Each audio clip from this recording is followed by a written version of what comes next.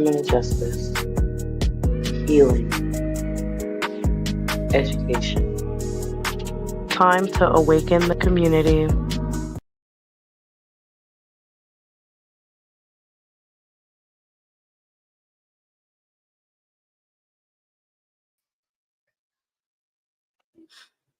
Good morning, afternoon, evening, however, or whenever you are listening/watching. You guys should know me by now, but if you guys don't, my name is Holly Sisa, and I am the host of this lovely program we call Morning Mimosas, where we value human life, justice, healing, and education for the Black and minority communities. Guys, today we are going to be covering a case that needs so much attention, and I am so grateful to have the daughter of Miss Diana Hart of Darby, Pennsylvania, on this episode so we can talk about Miss Diana's homicide that unfortunately took place on October 9th, 2016 in Darby, Pennsylvania. Guys, I am always telling you guys can be anonymous when it comes to these cases.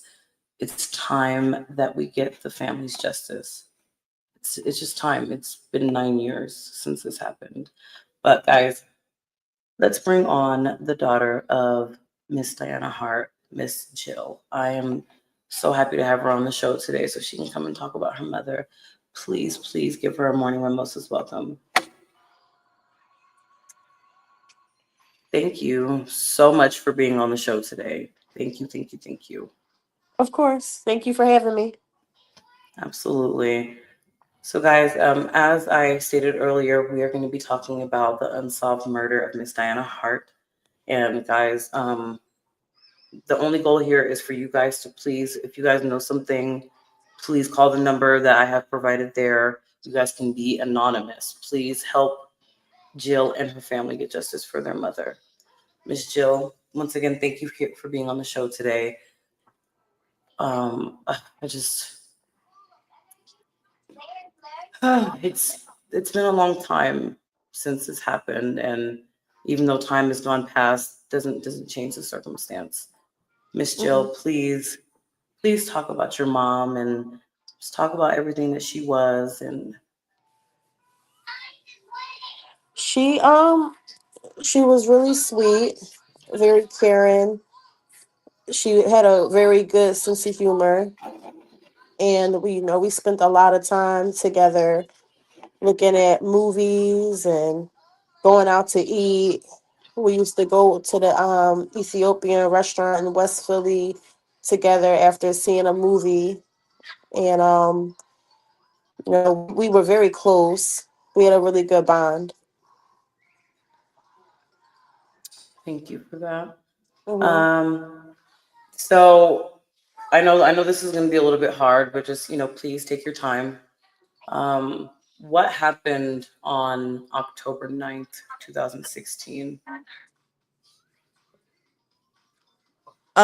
like starting from like what point? Like, well, From everything, from everything. I know that you had gotten a phone call, right, yeah. about your sister and everything. hmm Yeah, I was at work. I was working at the Gap at the time, and my partner at the time had called me, and I had already knew something was up. I had just got a really weird feeling because we had talked on my lunch break, and I literally just clocked in. I only been clocked in for like probably 3 or 4 minutes. I just walked back up to the register. He was calling me, and that was like very unusual. And for some reason, like it just like made my stomach hurt because I just felt like something was wrong. And so when I answered, I'm just like, "Hello," and he just was like, "The police are here. They're looking for you. And they just want to talk to you." And I'm like, I just was like, "What's going on?" But he just was like, "Here, just talk to them." And they just was like, "We got your sister in a car. She pointed out your house," which was like really crazy because, like I said, she has a traumatic brain injury, and she doesn't remember a lot of things. And she had only I had just been living here for not that long. She had only been to my place once, and only from the outside because she has really bad balance.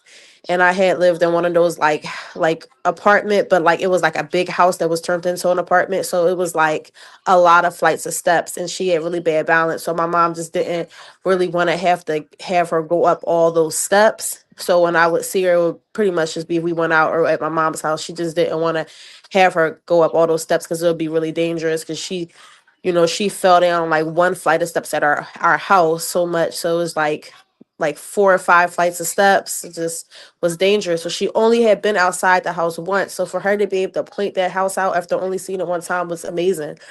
And so they said that she was looking for my mom. She couldn't find her.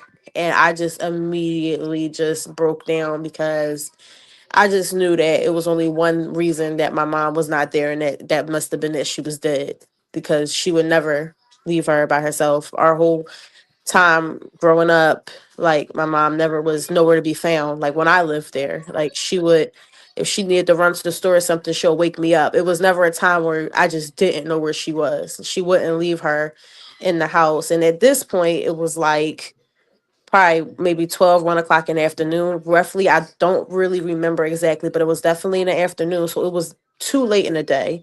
That was another like super red flag because it was not like maybe if it was like 8 o'clock at night, maybe she ran to the store, but just being 12 or 1 o'clock in the afternoon and she's been wandering the streets for hours looking for her, it just was like, yeah, no, something's completely wrong.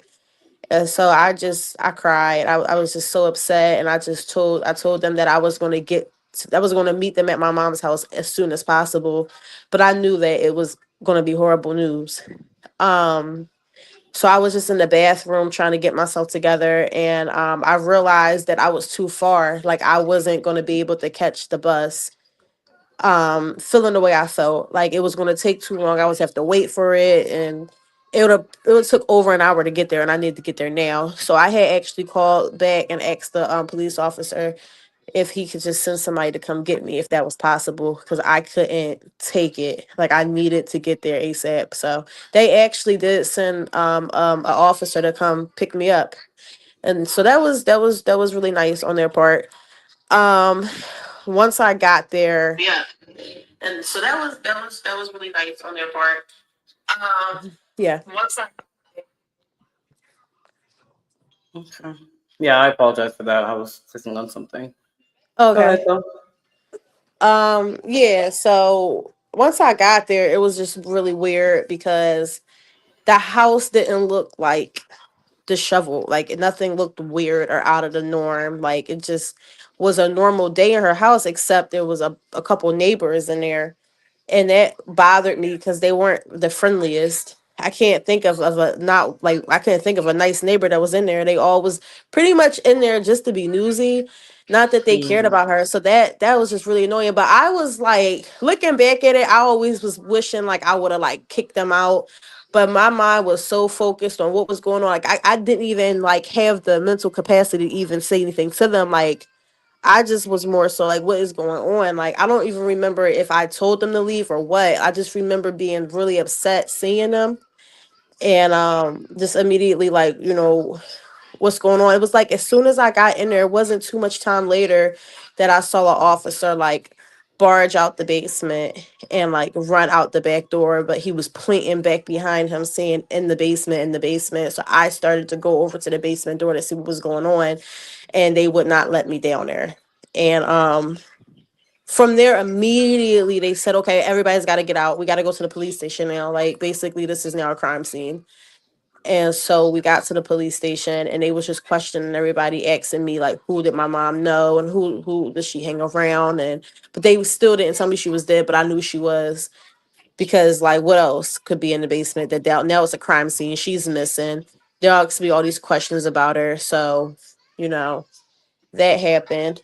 And then eventually I asked one of the detectives, like, is she dead? And he just was like, yeah. Like it was like you could tell it was like hard, like he didn't know how to tell me. And I just asked and he just was like, like just with a really disappointed look, like just he just nodded his head and just was like, yeah.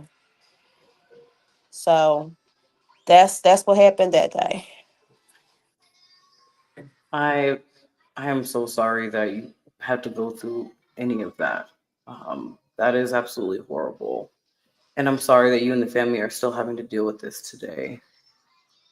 Yeah. Um, ah, goodness.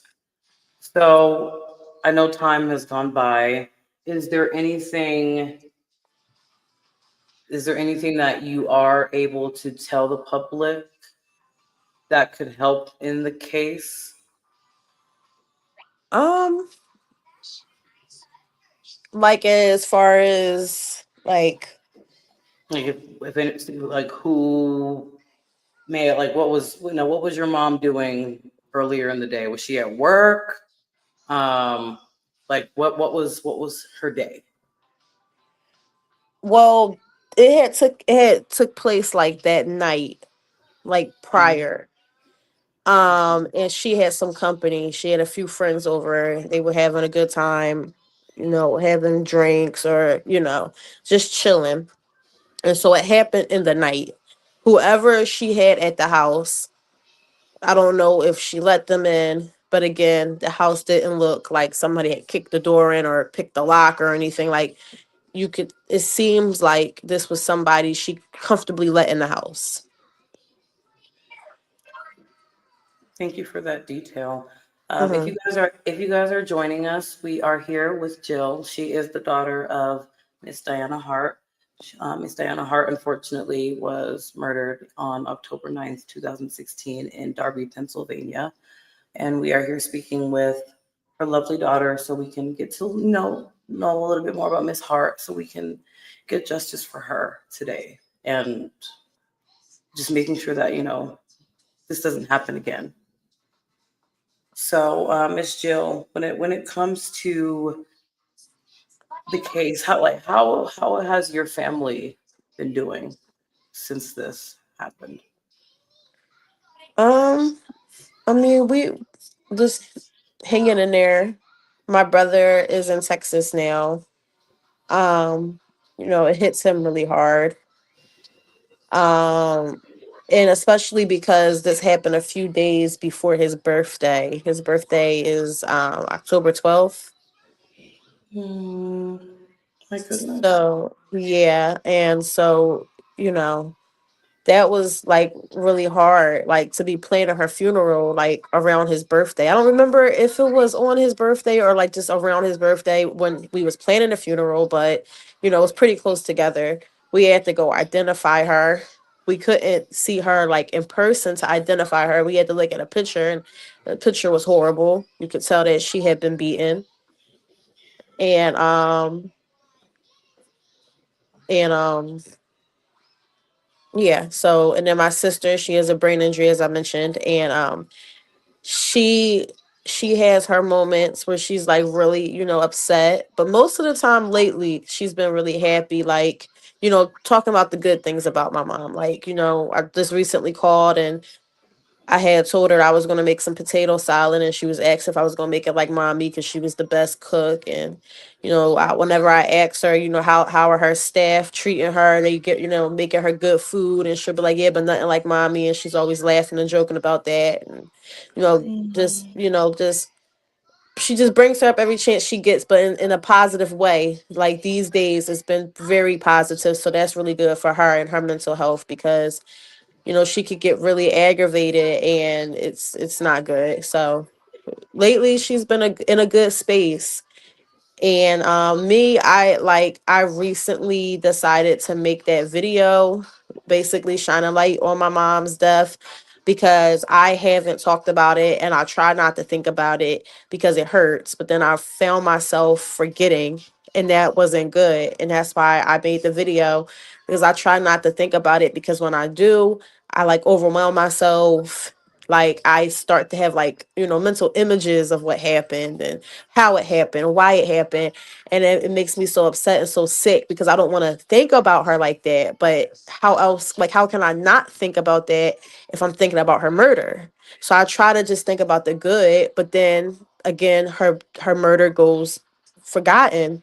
because I try Yeah. to block it out. So it's just really tough because it's like when I'm trying to get justice and if I get my mind fixated on that, it hurts. So then when I try to not think about the murder, and then that's when again the murder gets forgotten about. You get what I mean? Yes, ma'am. Absolutely. Yeah. Yeah. So Yeah. that's pretty much how it goes. So it's just like I start feeling bad, like, damn, am I a bad daughter? Like, what would she do if this was me? Because I keep on pushing it away because what she went through that night is just like, again, I just start imagining it. Even though, like, it's just, it sounds, I guess, I don't know if it sounds weird to some people. Like, why would you want to imagine it? But it's like, I can't help that. Like, I can't help thoughts that pop into my head.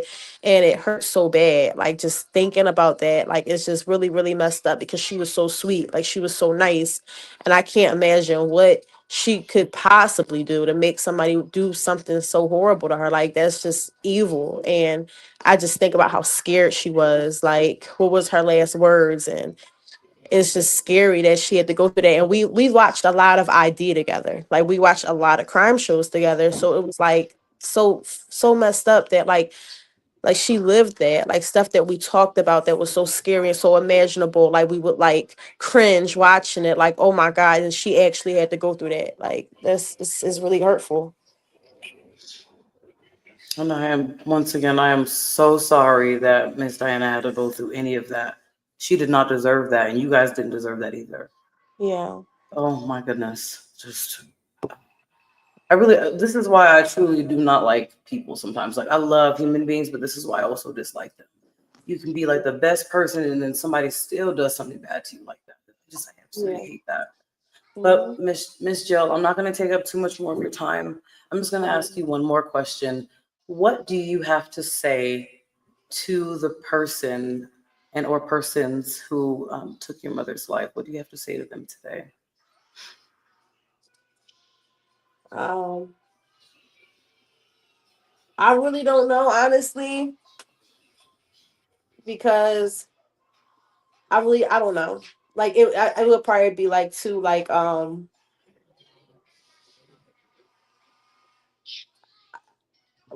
don't know how to say this. Like, it would too much for to like say on here. Like, just really, like, you know what I mean? I understand. Yeah. You can say whatever you want, or if you don't want to speak on it at all, that's perfectly fine too. Yeah. Just why, and a bunch of other stuff that I'm not even. I guess if I ever had the opportunity, like, I guess it'll just come out naturally. But I actually never even thought of that. Like, what I would say. I guess my mind's just been so fixated on just why. Why would somebody do that to her? Like, why did you have to do that to her? Why didn't you stop?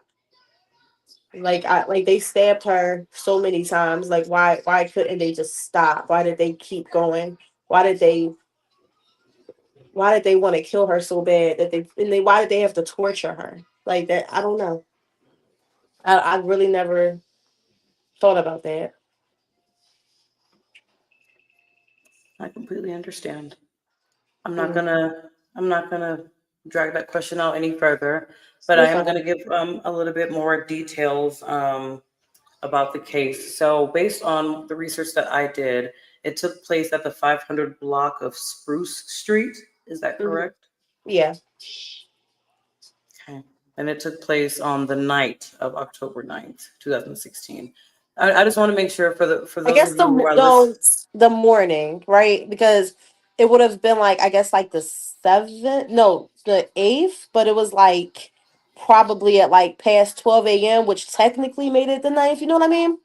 Oh, so the early morning hours. Yeah. Yep. You know how confusing that can be sometimes. Yeah. Yep. So it wasn't that night. It was that early morning.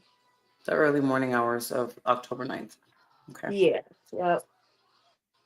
Um, so, Miss Diana, just for those of you who are listening to the case details, Miss Diana unfortunately was. Ooh, I really hate to say this, but she was stabbed and beaten to death, and she was found in the basement of her home. Um, so, for those of you that are in the Darby, Pennsylvania area, or if you have since moved out of that area, if you know anything, please, please, please call the Darby police at the number that we have provided down there. You guys can be anonymous. I'm always asking you guys, if you guys know something, it's very selfish of you guys to have this information, knowing that families are suffering, and you guys just have this information all to yourself, knowing that you guys can help a family get justice so they can begin a true healing process. It's disgusting. So please, if you know something about what happened to Miss Diana on October 9th, on the early morning hours, at the 500 block of Spruce Street in Darby, Pennsylvania, please call the Darby Police Department. You can be anonymous. Jill and her kids deserve justice. Miss Jill, thank you so much for coming on my show today. And I Thank you for hope having and me. absolutely, I hope and pray that today's episode reaches somebody so Miss Diana Hart can get the justice that she truly deserves. So that way her kids can have the true healing that they deserve as well. Guys, this is Morning Mimosas, where we value human life, justice, healing, and education for the Black and minority communities. Until next time, see you guys later. Mm.